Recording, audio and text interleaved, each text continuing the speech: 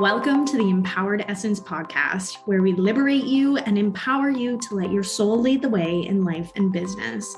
I am your host, Laura Lawrence, sharing my thoughts and intimate conversations with featured guests on human design, energetics, and spirituality to provide you with the tools you need to tap into your most authentic self. I am here to empower you to walk away feeling ready to live your most expansive and purposeful life. Let's dive in.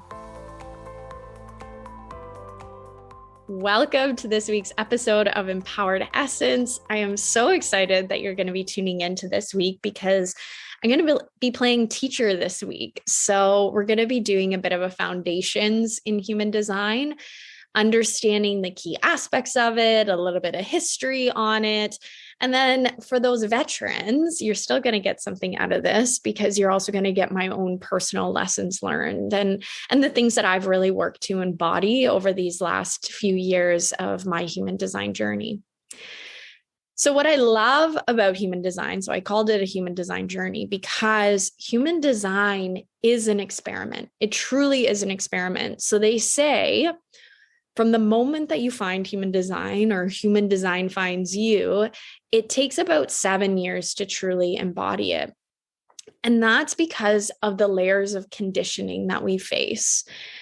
We go through life, childhood, our teenage years, early adulthood, and we face various experiences. We face societal expectations of us, what our parents tell us is right and wrong, and what our teachers tell us is the way to do things. And so we are conditioned with a ton of stuff.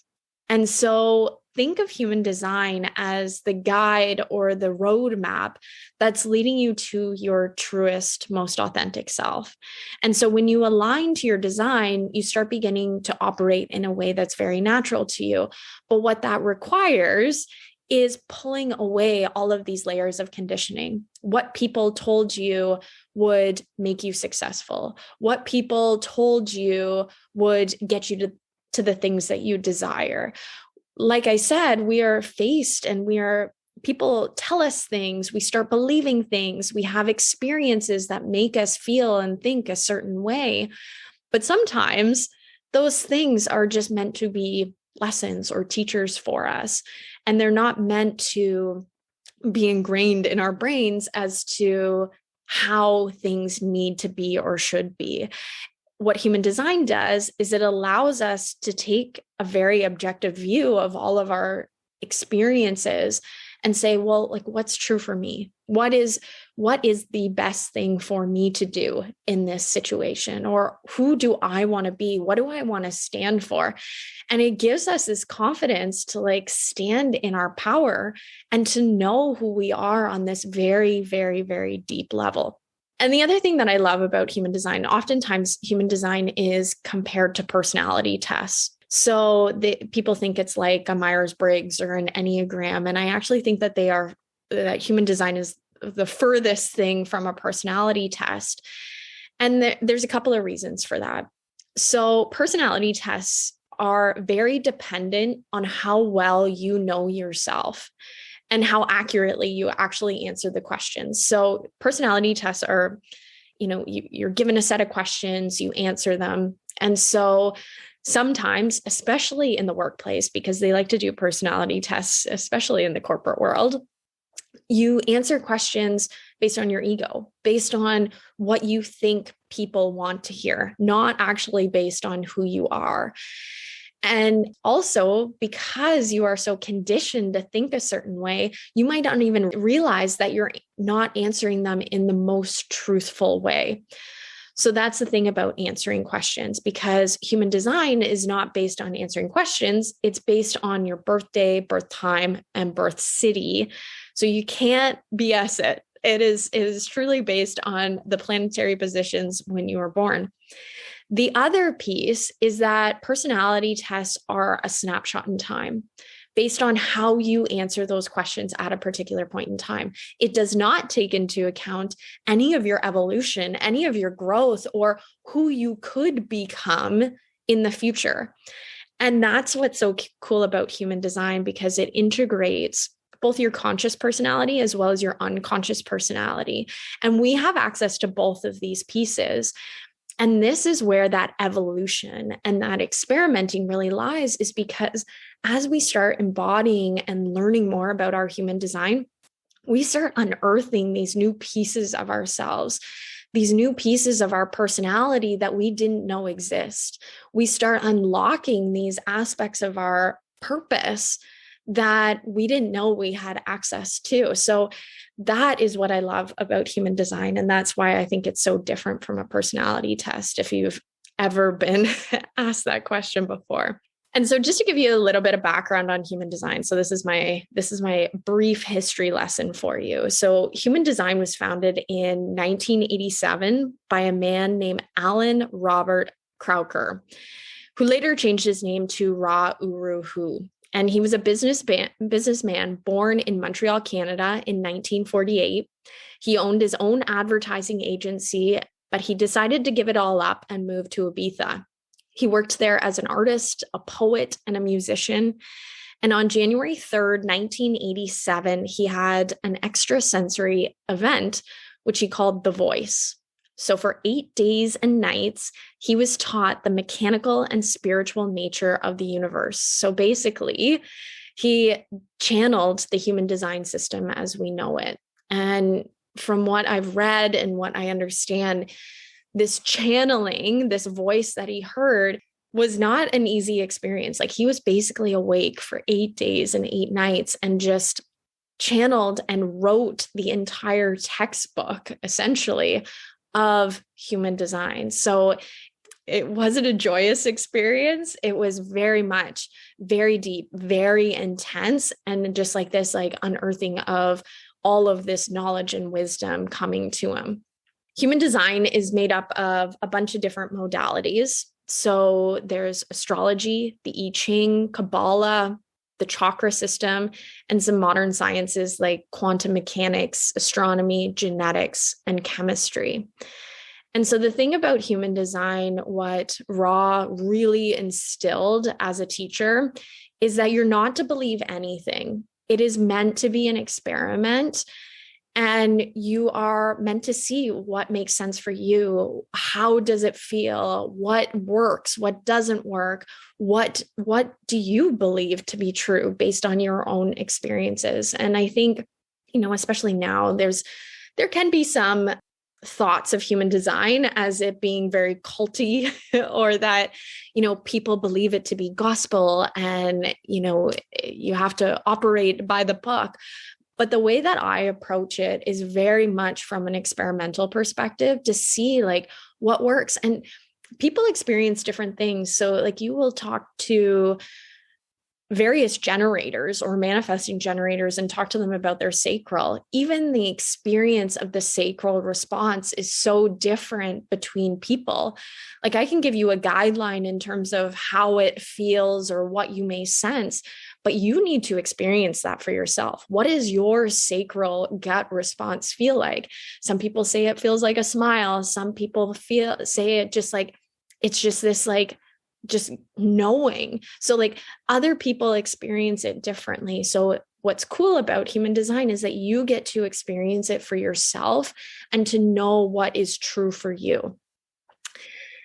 Okay. So if you are new to human design and you have never pulled your human design chart, my recommendation is to go to either mybodygraph.com or to go to myhumandesign.com. Those are probably my two go-to, but there are various sites that you can pull your human design chart from. And so what you'll need is your birthday, birth time, and birth city. And so if you don't have your birth time, it actually is quite important. So you can either go to your local hospital and see if they have your birth records still.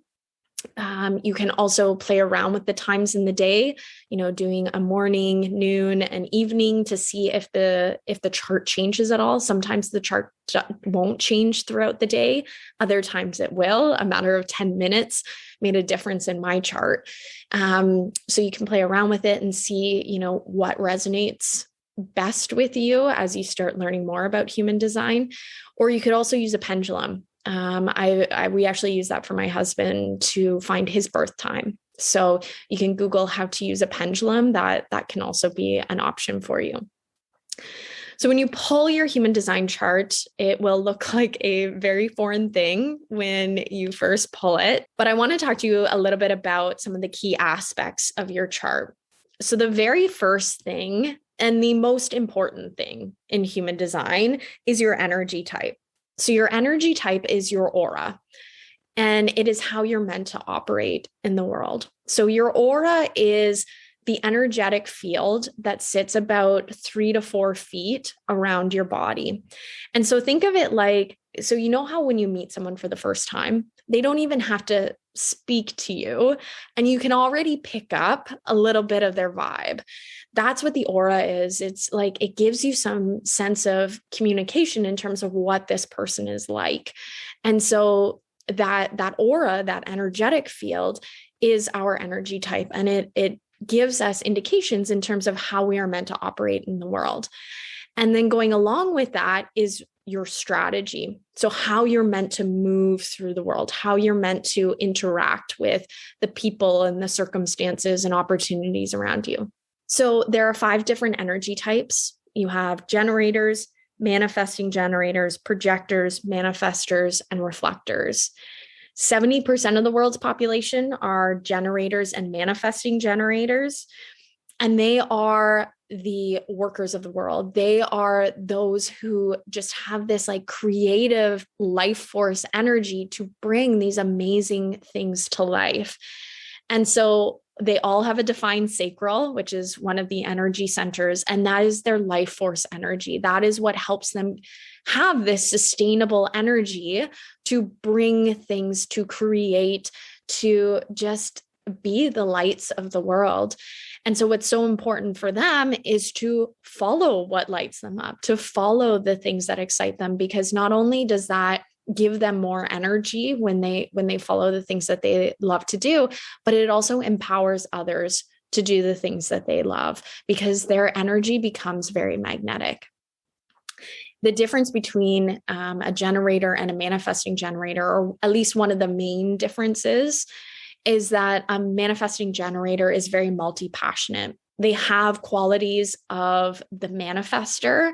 So they're a bit of a hybrid between the manifester and generator, in the sense that they are very much visionaries. They see the bigger picture, but then they also have this like energy to bring things to life. And so they also have this multi-passionate nature about them, that they can, be in love with so many different things or have so many different things on the go.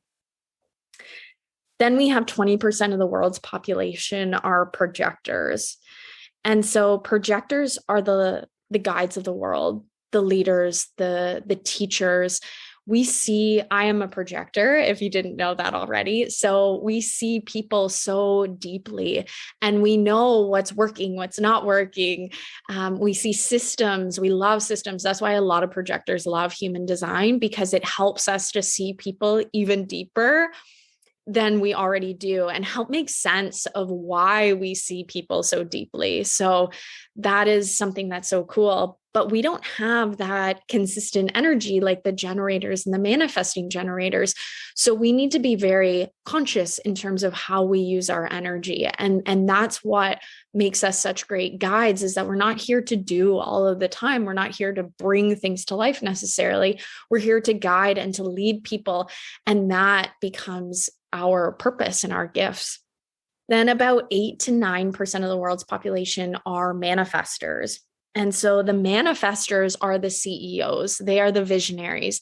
They are the ones that have these like creative ideas, and they often, start movements.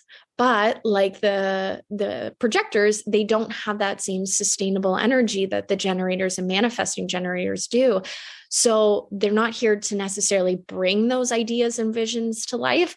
They're here to share it with the world, and then have a team or support or create a movement where they rally people and get people excited and empowered to bring it to life. And then lastly is 1% of the world's population are reflectors. So our reflectors are our unicorns. And The cool thing about reflectors is that they have all open energy centers. So they basically absorb the energy of the people and the environments around them and reflect back the condition or the health of those environments. So if you think of a corporation as an example, a company, a reflector in a really great corporate culture is going to be super engaged and ready to go and want to contribute. But then a reflector in a poor corporate culture is going to take in that negative energy, is going to be depressed, may not be as engaged or excited or passionate about what they do. So they're reflecting back that health of that environment that's around them. And so that's the cool thing about reflectors, is that they are the mirrors of the world. They show the world what's going right and what's going wrong. And so then the next piece down is your authority. And so your authority is how you are meant to make decisions. And so we are conditioned to believe that we are meant to make decisions with our brains, with our minds. We do the pros and cons list. We think it over again, but that's actually not the case. We all have a different area of our body, a different sensation, a different way to process and make decisions. So there are various different authorities. So you could be an emotional authority, which is your emotions. You could be a sacral authority, which is that gut feeling. You could be a splenic authority, which are like these intuitive hits. So there are a variety of different authorities, but it's really important to be able to tap into and understand that, because that is how we filter out what is right and what is wrong for us, how we make decisions, how we move forward. And this isn't necessarily like the smaller decisions in life, like, do I want a coffee today? Or do I want to go to the gym today? These are like those big decisions, making investments in your business, new things that you want to launch in your business, whether you want to move, the partner that you choose in life, all of those sorts of things. So like understanding how our body processes and communicates to us about what's right and what's wrong for us is so, so important in life and business. So that's your authority. The next is your profile. And so your profile is your role in life, your personality. And there are 2 numbers that make up your profile. And so the first number in your profile is your conscious personality. So when you understand what each of the numbers are, with your conscious personality, you will understand, or you will see those features in your life. You will be like, yeah, that resonates. I see that in myself. I get that. And then the second number in your profile is your unconscious personality. And so you may or may not recognize that in yourself, but other people will see those qualities and characteristics of you. And so there are 6 lines in the profile, so 1 through 6, but they're in various different combinations. So there are 12 different profile combinations that you can have. But I have to say, like the profile, so my energy type for sure, when I found out I was a projector, I totally resonated with being a projector. But my profile lines, when I understood my profile, I did a lot of healing when I found out about my profiles, because I was able to release a lot of shame and guilt in terms of who I was. And I'll talk a little bit about that at the end. But yeah, profile lines were a game changer for me. The next piece is your energy centers. So the energy centers are the various different shapes in your human design chart.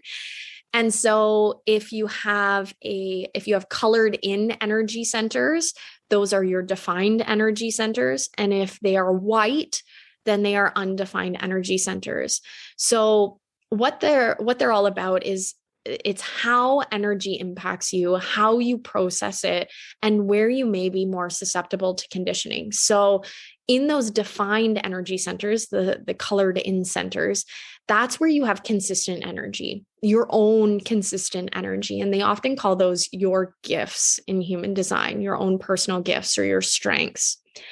If you have an undefined energy center where it's completely white, then that, or they call that either undefined or open. I use those often interchangeably, but that's where you may be more susceptible to conditioning. So open energy centers means that you don't have consistent energy in those spaces, and you're often absorbing and amplifying the energy of those around you. So you're picking up on what people are feeling, sensing, thinking, what they're afraid of, depending on whatever the energy center is. There are different things that you can pick up on.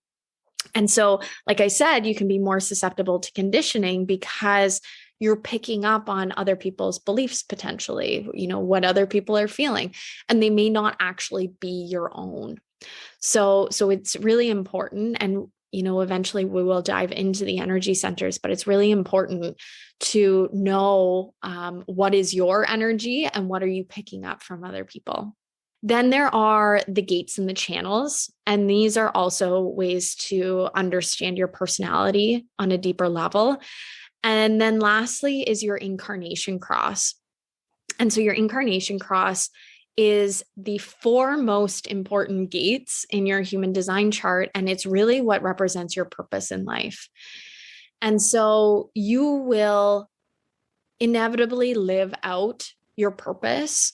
But understanding your Incarnation Cross, from my perspective, just helps you amplify it, helps you understand it at such a deeper level. So if there was one thing, if out of all of this in your human design chart, the key things that you want to know are your energy type, your strategy, and authority. If you knew nothing else in human design, then that's all that matters, because your energy type, strategy, and authority are how you're meant to operate, how you're meant to move through the world, and how you're meant to make decisions. The other pieces of it are more just along the lines of your personality and how energy impacts you. And so your energy type, strategy, and authority are really those things that help you move through life on a day-to-day basis. And it's what helps open up your purview, helps you open up the way you see things, the way you react, the way you respond to life.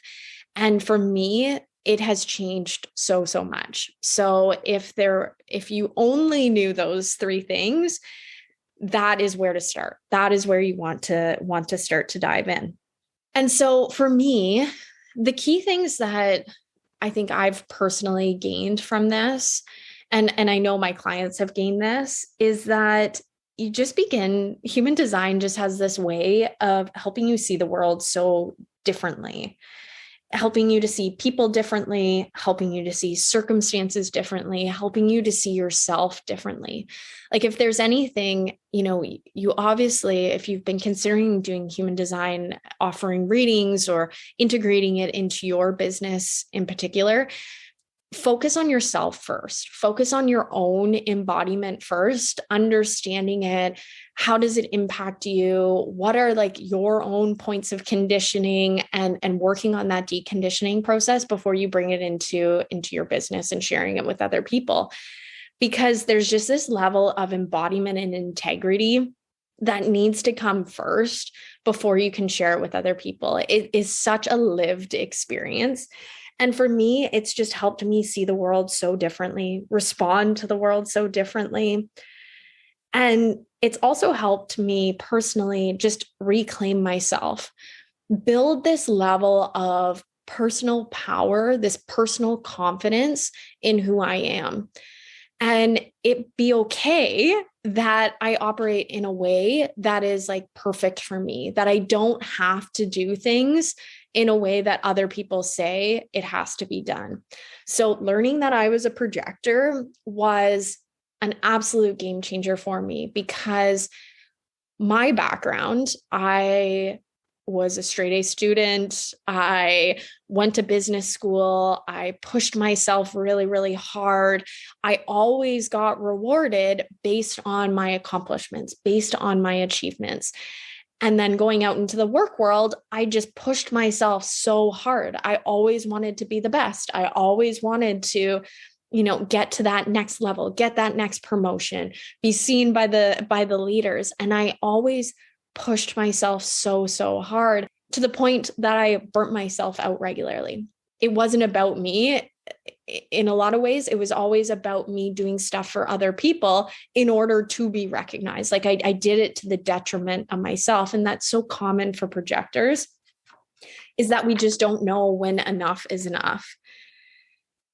And so what understanding myself as a projector, I really took a step back and said, okay, like what is that point? What is that point of when enough is enough?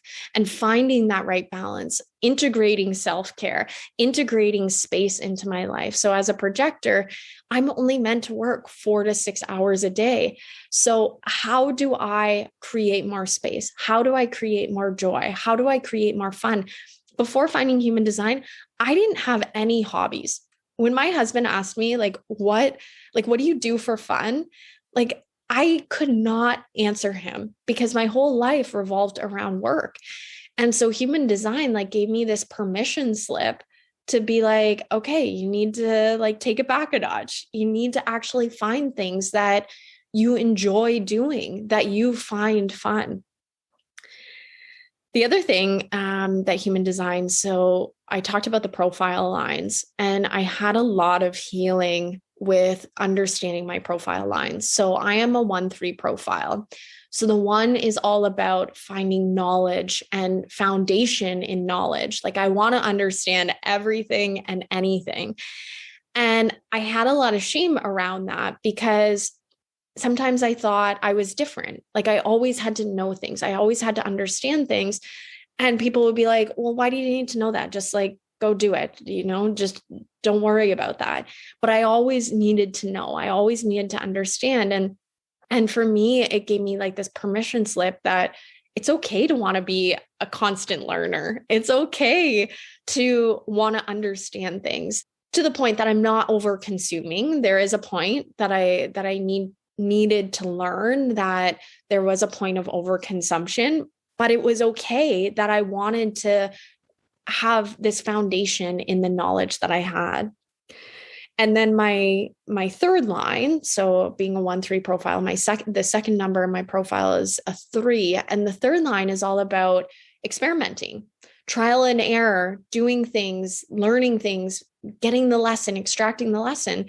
And one thing that I personally learned or overcame was that there are no such thing as failures. There are only lessons. When things didn't go right, I always attributed them as failures. I never looked at them as lessons. And so it would often throw me out. When I launched my business and I launched my very first program in my business, I shared this on my previous podcast where I had one person sign up and I attributed that as a failure. I wanted 5, 10, however many people I wanted in my program. And I only had one person. That's the way I viewed it. So I viewed that at the time as a failure. Coming out of this and really understanding my human design, I look at that as such a cool lesson. I was able to look at that whole situation, that whole experience as such a rich learning experience of why I was operating out of alignment as a projector, why I was, operating out of alignment with my defined heart, trying to prove myself. There was so many lessons learned. And when I was able to take that approach versus looking at it as a failure, I was able to extract the lessons and continue on in my business. And that is so huge. That as an entrepreneur, and especially someone as a third line and even the 6 lines, as you'll learn throughout this, being able to extract the lessons and move on makes you so agile, makes you so adaptable, and you're able to really move on quickly, extract the lessons and move on quickly, but you gain so much trust from people because you've been there and you've done that. You've experienced things and people really, really admire that. I know I've always admired that about people, that they've tried these things, they didn't work out, but they learned these lessons and now they're so much better off because of it. That is so powerful. That is so wise of people as well. So anyways, that was another huge learning of mine.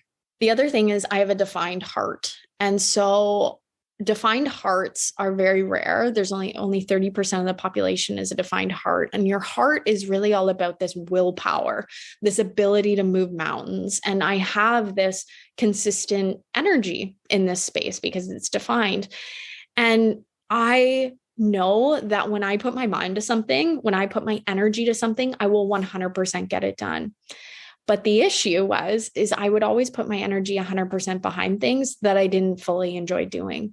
And that is where I would always burn myself out because I would commit to things that I didn't enjoy doing, but I committed to it and I stuck with it and just completely depleted every ounce of energy that I had left. And so, and I did that from a place of proving myself, proving my worth, wanting to be the best, all of those sorts of things. And when I was able to take a step back and say, any situation, any opportunity that comes my way, it's like, do I want to do this? If I were to commit my full energy, knowing that I will 100% get it done or be successful, is this something that I want to commit my energy to? And that's something that I always ask myself now when it comes to committing to new projects, new offers that I put out in my business, anything, especially this podcast. Like, this is something that's been near and dear to my heart for 2 years. And I had the commitment and the willpower to stick with it, even though, seemingly things didn't seem to be working out to bring it to life. But this was something that was so important and I love it. And I've enjoyed so much being able to share this wisdom with all of you. The other thing is I never knew why I had these like really strong intuitive knowings. So I have a defined G center. And I remember when I was a kid, I was in grade 8 and my parents took me on the high school tour and we're going around doing the high school tour and, you have to pick electives for elective courses for grade 9. And my parents are like, okay, so do you want to take gym? Do you want to take art? Like, what do you want to take drama? All of those fun type courses. And I said, no, I want to take business. And my parents were like, what? Why do you want to take business? I knew in grade 8 that I wanted to be in business. I wanted to be an entrepreneur. Like, I knew this like deep in my soul. Like, and I never knew why. I just had this instinctive knowing that this was the path that I was on. But it's because of the defined G center. And our G center is really all about our identity. It's all about our sense of purpose, our sense of direction in life. And so oftentimes people with defined G centers just have this like intuitive knowing of what they're meant to do. And we may not always know the right next step or the right path to get there, but we have this like vision, we have this direction that we want to head.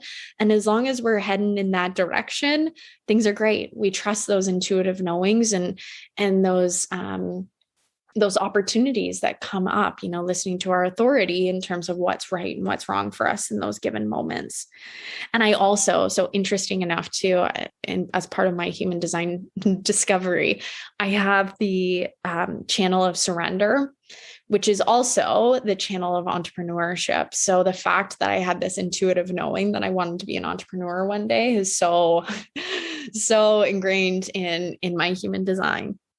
Also, I have gate 28 as my conscious sun gate. And so our conscious sun gate is probably the most prominent gate in our chart. And that's because it is this huge part of our personality and it will shine through. You will notice it, you will recognize it when you understand what that gate is. And so my gate 28 is the gate of the game player. And so it's a gate in the spleen, and it's also associated with the fear of dying. And it's not actually the fact that you're afraid of dying. It's just this fear of dying before finding your purpose. And so when I found human design, I was in my Saturn return. I was probably at the lowest point of it was probably just before the lowest point of my Saturn return. And I felt purposeless. that's how I described it to my husband. I was like, I feel purposeless. I feel like I have no direction in life, no sense of accomplishment or excitement or just passion in life, like nothing that's like getting me so excited to get out of bed every day. And so when I found human design and I read that, gate 28 was my conscious sun gate, and the shadow frequency of it is to feel purposelessness, it was like, oh my gosh. That was a huge, huge light bulb that went off. So that conscious sun gate for you is something that you will feel so, so, so deeply, because it is our life's work. It is the thing that we are here to transmute. It is the thing that we are here to overcome. And actually, interestingly enough, plays a huge role in business because it ultimately becomes our brand. And so for me, purpose and finding your purpose is so ingrained in my brand, because that's been my journey, trying to find my purpose. Like, what am I here to do? And through this, it's really like this teaching, this empowering, this helping other women find their purpose. That is what I am here to do. And I am here to share with the world. And so always check your conscious sun gate, and that will definitely help you if you're feeling lost in terms of, what is my brand, what is my messaging, what am I all about as a business owner. Looking at your conscious sun gate is huge, huge, huge. And then lastly, another lesson that I have gained is about me being an emotional authority. And this is so common for emotional authorities, that we make our emotions mean something about ourselves.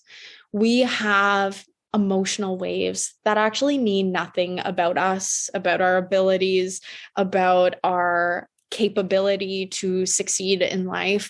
But oftentimes when we ride these emotional waves, we make them mean something about ourselves, and we hold on to them and they get stuck. And we don't allow ourselves to properly process and allow our emotions to flow. So when we can allow our emotions to flow, then that's really when we, own our emotions and we can look at them in a very objective way versus making them mean something about ourselves. So I've learned to love my emotions and look at them as teachers. And also, my husband, he's a sacral authority, and he's very calm, cool, collected. He is not a very emotional person, but I know how much my emotions can affect him.